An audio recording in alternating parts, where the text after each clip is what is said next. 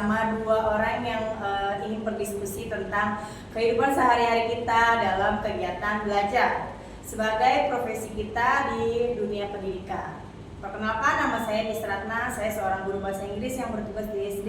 Saya mengajar kelas 1 sampai kelas 6 dan dengan teman saya Yortuni Asmara, saya seorang guru kelas SD. Saat ini saya menduduki kelas 4. Oke.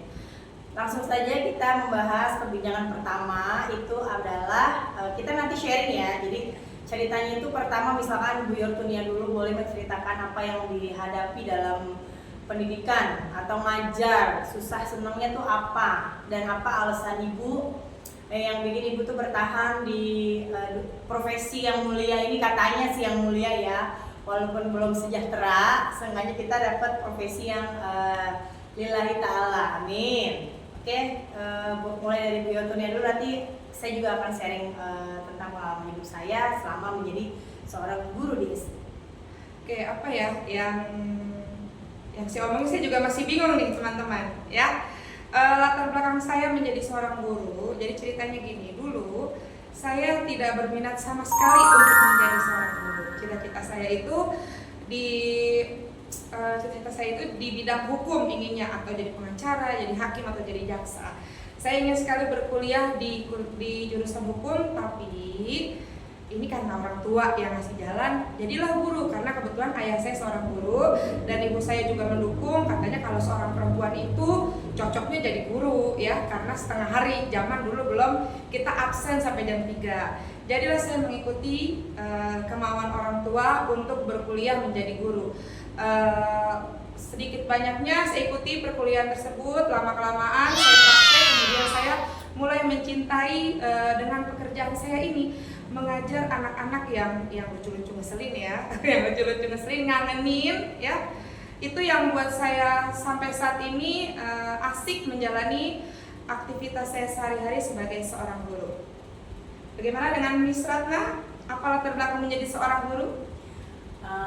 Kalau untuk saya pribadi itu, saya dari kecil itu emang sangat suka mengajar. Bahkan ketika saya SMP dan SMA itu sering banget ada tetangga, orang tua, om, tante yang kesulitan untuk membantu pekerjaan rumah, PR, matematika, bahkan semua pelajaran itu suruh ngajarin. Waktu itu saya SMP disuruh ngajarin, tetangga saya SD PR-nya nggak bisa. Mantep. Terus SMA saya juga pernah tuh privat tetangga yang anaknya tuh kesulitan belajar.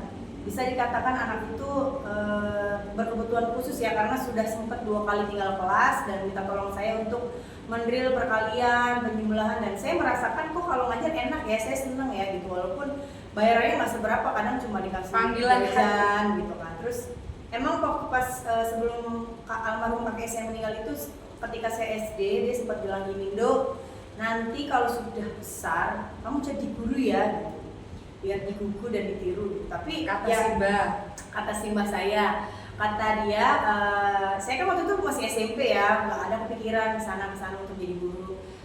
Ternyata itu secara nggak langsung alam bawah sadar saya itu terbangun. Masuklah saya ke dunia kerja. Pada saat saya lulus SMA itu kebetulan keluarga saya sedang ditipu ya, kondisi keuangan kita sedang jatuh, dan saya sendiri juga merasa tidak sanggup untuk memasuki universitas. Oleh karena itu saya bekerja. Ketika saya bekerja itu di perusahaan outsourcing dan call center, di situ ada teman saya, ternyata dia bilang bahasa Inggris saya bagus dan dia ternyata mahasiswa di kampus itu. Udah kamu kuliah aja di kampus ini, kayaknya terjangkau, nggak terlalu mahal seperti kampus-kampus lain, katanya. Ternyata Allah memudahkan menuju guru itu dari teman saya dari kantor itu. Akhirnya sampai dia bela-belain, inget banget dia udah resign dari kantor saya itu, masih komunikasi sampai bilang, "Kamu jadi nggak kuliah? Ayo saya ambilin formulirnya." Sampai dia jam makan siang itu nyamperin ke kantor saya untuk nemenin kuliah, daftar kuliah ke kampus. Yes! Dan jadilah saya sekarang seorang guru bahasa Inggris karena saya suka bahasa Inggris. Luar biasa Miss Ratna. Keren banget kan cerita latar belakang kita, why we are become a teacher, kenapa kita menjadi seorang guru. Kemudian langkah selanjutnya, selama Bu Yortunia mengajar tentunya di bidang desa, kehidupan sehari-hari kita, pengalaman masa lalu yang menegangkan, motivasi yang menyenangkan dan bermanfaat tentunya. Apa yang kita obrolin kali ini, Miss? Pertama kita obrolin apa, Miss? Nggak boleh ngomongin orang ya, Miss, kita lagi puasa. Menurut saya, ketika kita sudah memilih menjadi guru, yaitu kita menjadi artis, contoh Jadi artis. yang dilihat sama orang lain, baik orang sekitar, tetangga, masyarakat, orang tua murid, bahwa profesi kita tuh harus bagus aja. Jadi sorotan ya, jadi sorotan. Tapi setuju gak sih kalau guru tuh kan juga manusia ya, Iya. yang pasti punya kesalahan. Iya, betul. Nobody wants perfect, you know. Jadi gimana caranya supaya orang-orang di sekitar masyarakat tuh memandang bahwa guru juga manusia, guru juga bisa salah, guru juga nggak selalu benar. Karena ada satu kutipan buku yang pernah saya baca, ada yang bilang ketika satu anak itu lahir, kita butuh kerjasama satu desa untuk membangun anak itu agar dia bisa bertumbuh dengan baik, karakternya baik, sifatnya baik. Dan tentunya bukan tugas guru aja untuk membuat anak itu berkembang dengan baik. Terkadang kan banyak orang yang berpikir, udah sekolah di sini bagus, anaknya harus seperti ini, harus dituntut sama orang tua tuh banyak. Dan menurut mereka cuma tugas guru aja yang ngedidik, padahal kan di rumah juga butuh pengawasan orang tua, di masyarakat juga butuh dorongan semangat positif. Kalau ada anak-anak yang mulai menyimpang, masyarakat juga otomatis harus bekerja sama bahu-membahu mengingatkan jika anak tersebut sudah mulai terlihat tidak baik. Jangan acuh masa bodoh karena itu bukan anaknya, karena itu bukan tanggung jawabnya. Padahal tidak. Untuk mencontohkan anak itu harus baik, harus positif. Kan kita manusia yang usianya juga lebih tua, sudah tahu asam manis kehidupan, sudah tahu mana yang baik, mana yang buruk. Alangkah baiknya kita mengajarkan hal-hal yang baik juga untuk anak-anak yang ada di rumah, yang ada di sekitar, yang ada di mana aja. Karena kita sebagai guru kadang suka latah ya. Kalau misalkan di jalanan ada anak yang tahu-tahu berantem, kita suka aja bilangin, padahal itu bukan anak murid, hehe jangan berantem. Udah panggilan jiwa kita sebagai seorang guru. Karena kita nggak bisa melihat hal yang belok kiri belok kanan tuh nggak bisa, karena misalkan ada anak yang dibully, ya dikata-katain, terus dia cuma diem aja, atau nggak ditemenin gitu, atau melihat anak yang menindas satu sama lain, itu juga kita udah terbiasa nggak suka dengan hal-hal seperti itu. Gimana dengan Bu Yogi sendiri dengan pengalamannya? Ya. Jadi faktor utama itu bukan hanya dari sekolah, dari keluarga dan lingkungan sekitar. Betul. Ya, dari keluarga kita sebagai orang tua mencontohkan yang baik dulu untuk anak kita. Jangan kita mentah-mentah kasih anak kita dititipkan ke pihak sekolah. Ya, betul sekali. Kalau hanya mengharapkan dari pihak sekolah nggak akan ada berkembang baiknya. Kalaupun ada hanya beberapa persen. Faktor utama itu dari keluarga dan lingkungan. Kita sebagai seorang guru berusaha menjadi contoh dan panutan baik untuk anak didik kita. Tapi jika di rumah atau lingkungan sekitar memberikan contoh yang tidak baik, besar dikitnya, sedikit banyaknya anak itu akan mencontohkan.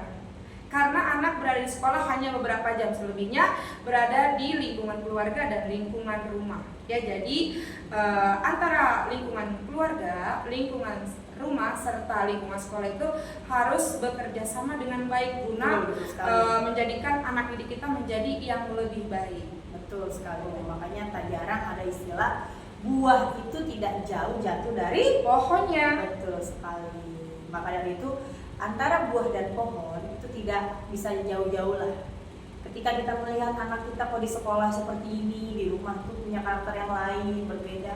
Apakah komunikasi antara ibu dan ayahnya di rumah gitu? Memang sih berita di luar itu sangat miris ya. Ketika kita melihat banyak orang tua tuh yang acuh terhadap anak.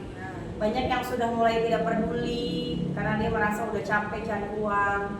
Kita sebagai yang berprofesi di sekolah yang melihat karakter anak ternyata di sekolah itu seperti ini, yang katanya berbeda sekali dengan di rumah. Kadang beberapa orang tua itu masih ada punya sifat sedikit egois, yang merasa tidak menerima ketika anaknya itu mendapat penilaian negatif dari gurunya atau dari orang sekitar. Ya, betul sekali. Ya, harusnya kita ketika mendapatkan koreksi atau review ya, namanya kita dikoreksi ya sama orang lain, pasti ada positif dan negatifnya. Maka dari itu kita harus menerima. Jika kita dipuji, jangan terlalu senang. Jika kita mendapatkan komentar buruk juga jangan terlalu sedih. Makanya kita harus memilih-milih bagaimana kita bersikap dengan anak kita, dengan lingkungan sekitar, karena anak kita akan langsung melihat kita, ya. Makanya banyak yang bilang anak itu susah banget dibilangin. Anak itu nggak perlu dibilangin, Bu, contohin langsung. Apalagi dia udah masuk kategori SD, umurnya udah sampai 7 sampai 10 tahun, itu mereka udah copy paste ibunya banget atau bapaknya banget. Jadi mereka tuh nggak perlu kamu tuh dibilangin susah ya sama mama gini-gini, nggak perlu. Ibu cukup mencontohkan saja di rumah dengan panutan yang baik, otomatis anak akan melihat, oh ayahnya suka beberes, anaknya juga suka yang rapi. Oh ibunya suka berbicara yang baik, otomatis anaknya juga ngikutin, tidak suka bicara yang tidak baik. Contoh nih, saya selama seumur hidup saya dalam 33 tahun ini, saya tidak pernah mendengar ibu saya dan bapak saya di rumah tuh berbicara kotor ataupun kasar. Makanya saya kadang di rumah suka malu, atau di luaran gitu suka malu, karena ibu suka dengar nih ya, ada orang ngomong nggak baik, kasar gitu. Kok miris gitu ya, ada orang-orang yang dengan mudahnya berbicara seperti itu.